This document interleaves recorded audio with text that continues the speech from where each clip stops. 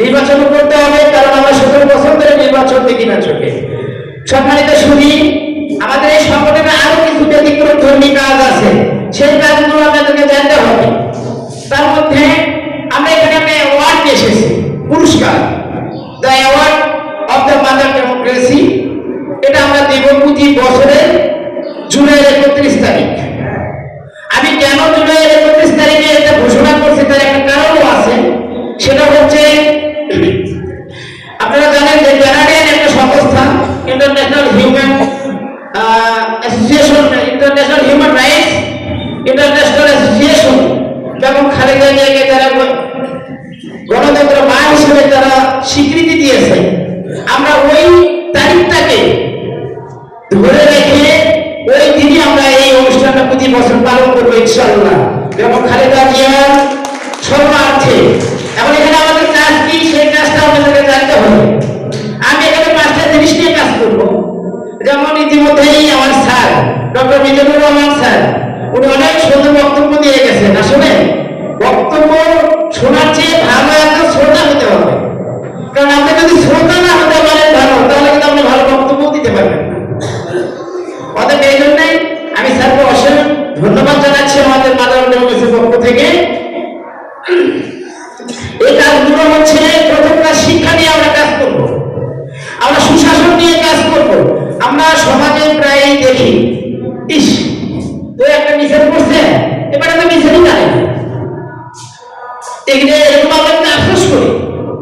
আমরা সুশাসন নিয়ে কাজ করবো, সুশাসন প্রতিষ্ঠিত করবো বাংলাদেশকে একটা মডেল হিসাবে নেন আপনারা, কারণ আপনারা বাংলাদেশে এলিট শ্রেণীর পার্সন আজকে যারা এখানে উপস্থিত আছেন।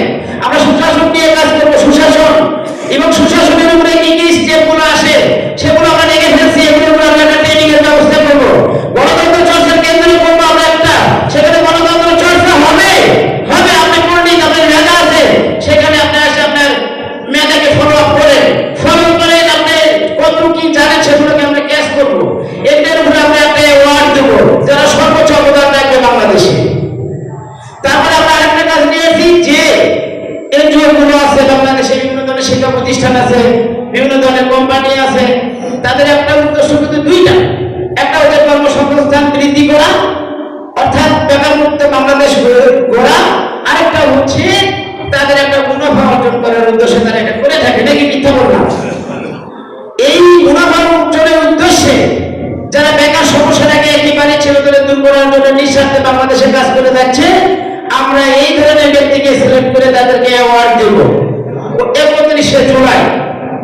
তারপর আমরা আরেকটা কাজ নিয়ে এসেছি, যেমন শিক্ষা ও স্বাস্থ্য। শিক্ষা ও স্বাস্থ্যর যে একটা বিষয় আমাদের বাংলাদেশে আছে, এটা খুবই অভাবনীয় একটা বিষয়, খুবই একটা জটিল বিষয় হয়ে দাঁড়াইছে। আমরা এটা নিয়ে কাজ করবো, এটার কোনো আমরা অ্যাওয়ার্ড দিব।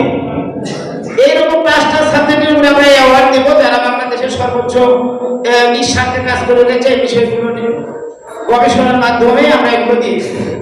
তারপরে আসেন, এখানে গণতন্ত্র যে আমরা করতেছি, তাই না? ছাত্র গণতন্ত্র অনেক সংখ্যা দিয়ে গেছে, ইতিমধ্যে আপনারা জানছেন।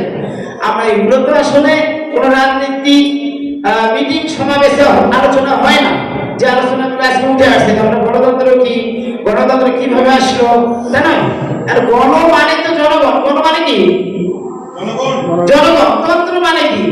আমরা হিন্দিতে শব্দই বলি, তন্ত্র মানে কি? একটা ধরেন তন্ত্র আমরা বুঝে থাকি, তাই না?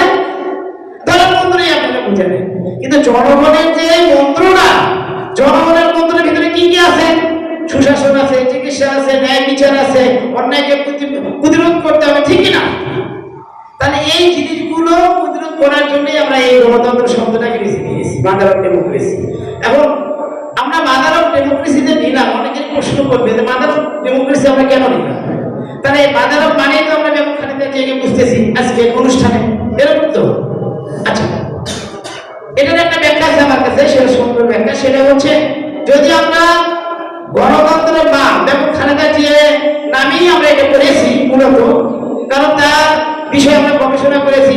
বেগম খালেদা জিয়ার বক্তব্য শুরুতেই কিন্তু প্রত্যেকেই বলে গেছেন গৃহবধূ। খেয়াল করছেন আপনারা? গৃহবধূর কথাটা উঠে আসে নাই? তাহলে গৃহবধূ থেকে একজন ব্যক্তি কিভাবে প্রধানমন্ত্রী হয়ে গেছে শুধুমাত্র এই গণতন্ত্রকে কেন্দ্র করে। এই গণতন্ত্রকে লালন পালন করে এই গণতন্ত্রকে প্রতিষ্ঠিত করার জন্য বাংলাদেশে শুধু গণতন্ত্র শব্দটা ছোট হলেই কিন্তু শেষ নয়, এর কার্যধারাগুলো বুঝতে হবে। সেই কার্যধারাগুলো আমরা সংক্ষেপে সুন্দরভাবে উপস্থাপনা মানে আমাদের নোট বইয়ে নিয়ে এসেছি। এটা আপনারা পরের যে আমাদের একটা অনুষ্ঠান হবে 29শে জুলাই তখন পাবেন। তো সুতরাং এখানে আমরা আরো কিছু ব্যতিক্রমধর্মী কাজ নিয়ে এসেছি, সেটা হচ্ছে একটা প্রশিক্ষণের ব্যবস্থা আছে আমাদের, মানে how to make a good leader, কিভাবে সুন্দর একটা নেতা তৈরি করা যায়, একটা নেতার কোয়ালিটি কি কি থাকে, একটা নাগরিককে আমরা কিভাবে সচেতন